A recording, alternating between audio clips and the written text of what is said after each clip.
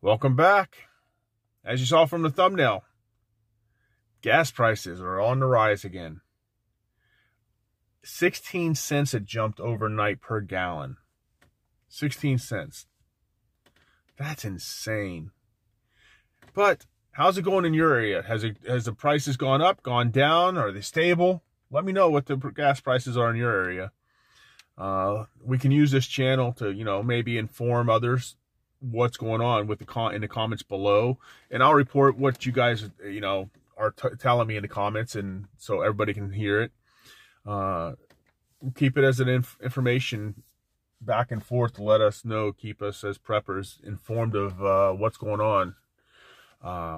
The gas prices, which ultimately will affect a bunch of other things as preppers, will increase for shipping and increase prices on goods, which is going to cut into our budget for prepping, but that's okay. I understand. No, I don't. I want it down. I want that price of gas down. I want the price of all these goods down. I want it all down so it's cheaper for us to prep. I wish there was a world, this world was one where we didn't have to prep, where we didn't have to prepare for whatever happens. But it's not just for those, war situations or whatever. Like I said many, many, many times, it's about the storms that come through. Look at this Northeast, 2 feet of snow. Are you insane? I don't want no 2 feet of snow. That's why I moved back to Florida from Kentucky. That's why I left Pittsburgh when I moved to back to Florida early before. I don't want nothing to do with that snow. 2 feet of snow? No. And the cold? It's bad enough this weekend it hit in the 30s, 20s and 30s here in Florida, and I didn't like it. And you could see it, all us, the actual Floridians, native Floridians, were like busting out parkas and tassel caps and gloves and layers of clothes. Then you see all these, snowbirds, and you see all these tourists coming down, and they're like walking around in t-shirts and stuff. No, too cold. But anyways, hopefully you guys are safe up in the Northeast. Hopefully that storm's, I think it's done. I haven't paid attention too much. I've got a little busy this last couple days, but hopefully that's passed on by. Hopefully you guys are, waking up and realizing that, well, maybe we should prep.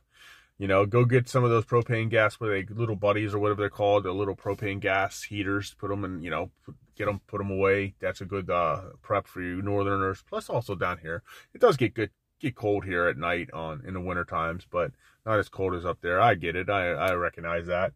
But that's a good little prep. Get you some candles. You can always help heat a house, heat a small room with some candles. Just small things. Start prepping the small stuff. And then over time, you'll notice that you start to build up more and more preps. Start looking. I think there's going to be some more food shortages this year. I'm hoping, with the prices that's going up, shortages, the hard times of trying to get goods shipped over here from, China, because God knows we get everything from China. And with all the shipping problems and labor shortages at the docks to try to unload the ships, which makes it hard. Now we're having problems and all these protests going on with the truckers. What is it, 50,000 in Canada, and now the U.S. has joined in. That's all going to affect our supply chain. There's going to be shortages. So start looking into getting yourself some bags of rice. Get yourself some, the canned meats. You don't go crazy. Don't go out and go panic shopping. You don't need to do that. Just every time you go shopping, buy an extra can or two of whether it be roast beef or chicken or tuna if you like. I don't like the tuna, so I don't stock tuna. And I'm not gonna stock. That's another thing, guys. Don't prep. Don't stock stuff up just to stock it. Just because you think there's going to be shortages, which I think there's going to be shortages, I'm not going to go out. Me and my boys don't eat tuna. So why would I go out and stock tuna? I know in desperate times, yeah, I'll eat the tuna. But why am I going to waste that? It could sit there for a year, 2 years, and we may never have that true shortage that we have to tap into that. I'm not going to eat it. So why should you or anybody else go out and just buy stuff just to buy it? If you don't need it, don't buy it. Save that for someone that actually does eat it, that will prep it and will use it. Let's be realistic here, guys. you know, as a community, we have to look out for each other, you know. And yes, I do want everybody to stock up their food, but don't, you know, you should have, eventually I think the goal is like a year, but start off with 2 weeks supply, then go to a month, then 3 months, then 6 months supply, then a year supply of food for your family. However many people you think is going to be there that you would need it in a situation, an emergency situation. I think in our lifetimes, realistically, most of us are only going to deal with the natural disasters. A hurricane comes through, tornadoes, bad blizzards, stuff like that. So you might be without power for a week, 2 weeks, something like that. You might not be able to get out for a few days to the store because you've got 2 feet of snow. A hurricane comes through and does a lot of damage, and now the streets are impassable. There's power lines down. So now you got to figure out, how do I eat? How do I feed my family? How do I give them water? This is the stuff that I'm looking for. I'm a realist on this. Now, in the back of my mind, do I worry about, well, you know, a world war breaks out and now we can't get any supplies? I worry about that a little bit, but I mean, I'm not losing sleep over it. And I think our main thing is the natural disasters that are out there. And the things that, you know, another pandemic kicks up.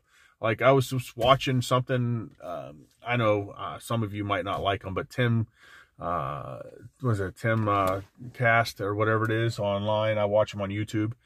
And he was talking about, some news article came out about how they said that there's another virus that they're talking about that is potentially, has not jumped to humans yet. So don't get freaked out yet. But if it did, it's one mutation away and from being transmissible to humans, and it's 30 to 35% mortality rate. Well, if that happens, all bets are off. We're going to be, you know, it's going to be ridiculous. So could that happen? It could. I didn't think I'd see a pandemic in my lifetime, a true pandemic. And here we are, we're still, what, 2 years in? I think that's a little blown out of proportion too, but it's still a pandemic. It's still, you know, people around the world all did die. There's a lot of people that died from it. So, but neither here nor there. I'm going off on my soapbox and going on a rant. I'm sorry about that. But make sure you guys are prepping. Do the small stuff. The small stuff adds up to big stuff. And that's what's going to help everybody. And also, another thing, guys, get your MAGs together, mutual aid groups. Get your people in your communities, in your neighborhoods, close to you. Start working with them, start talking to them, build that relationship. So if something did happen, a natural disaster, that does come through and wipe out the area, you have people you can lean on for help. They'll come out and help you clean up your house, clean off the debris. If they have extra water, they might help you out with water. If they have medical supplies, they can help you with medical supplies. And the same token, though, be ready to do that for them. If you have extra that you don't need, you can help them. If you have special training and experiences, you can help them. I've been trained as in an emerging medical field before, prior, firefighter, police officer. So I have some of those skills that are still there. They're rusty, but I can still use them. So in an emergency situation, if my neighbors are hurt or needs help, I can help them. I'm also an electrician. So if they need something, I can help them. Get to know people. Get to know the plumbers, electricians. You know, those are important people to know. I mean, granted, if the grid goes down, there's no electricians, who cares? You know, what are we going to do? We can start trying to rebuild stuff, but, you know, get to know the medical people. You'll need to know those, because in a bad situation where natural disaster or zombie apocalypse, you'll need medical people. Get to know them. Make them your friends. You know, help them out. Farmers, huge. You don't have to know big farmers. My neighbor right next door to me in a small neighborhood has a bunch of rabbits, chickens, ducks, and he's growing his own produce. And he's only it's less than a quarter acre. And he has that growing. Something to think about too. Start a garden. Start coming up with some kind of things. Like I know when I moved from Kentucky back down here, I got rid of my rabbits, but I'm thinking about either getting rabbits or the quail, little quail. I mean, quails are small. They produce little eggs, but within 6 weeks, they're producing eggs. They're laying eggs. And you can, if you raise them and grow them and, hatch them out yourself, you could have an endless supply of eggs and meat. Something to think about. And they don't take up a big space. You don't need a huge space. You can get them in cages and keep them stacked and have a lot of quail in a small area, but feed your family. Come up and be creative. In the future, it may be harder for us to find food. It may be harder for us to find supplies, and it's whatever. Do what you got to do. Prep as much as you can, whenever you can, as little as you can, whatever you just start prepping. And I know I went on a rant today, but I saw that gas prices and it just set me off, and I wanted to rant a little bit.